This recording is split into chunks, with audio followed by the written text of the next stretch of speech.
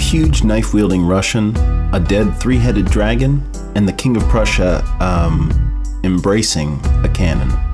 What can a satirical piece from a 150-year-old Italian publication tell us about the era from which it came?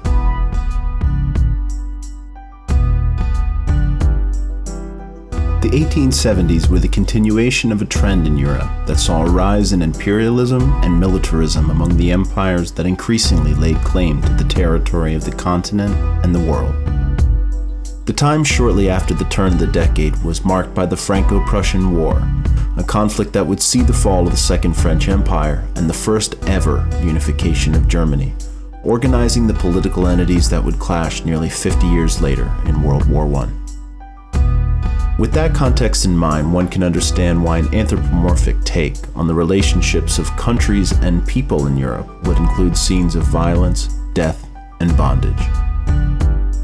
A central theme of the piece appears to be the forceful subjugation and exploitation of others, done so in a righteous or even gleeful manner.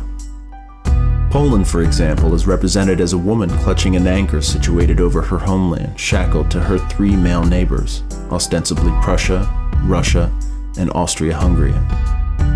While Austrian Poland, also known as Galicia, was a relative bastion of religious and political freedom in 1870, the areas dominated by Germany and Russia would endure continued persecution through World War I, where she would become a battleground between these two powers and the site of a tremendous loss of life and infrastructure. The cartoon also seems to poke fun at other nations, portraying them as the worst stereotypes of themselves. England having picked clean a bone-marked India, walled-off Switzerland looking distrustfully out of its bunker, an overweight, bottle-swilling soldier in Alsace-Lorraine, and the placated sheep of the Balkans, shepherded by a scarecrow of the aggressive Turk with his hand placed on his weapon. Throughout the artwork are numerous references to the sidebars, which are written in Italian prose, so translating the passages directly doesn't exactly make their meaning obvious. Perhaps if we were a 19th century Italian wandering the cobblestone streets of Rome or Naples with an extra 40 cents in our pocket, we could truly relate to the effort and deliberation of the original artist and writer.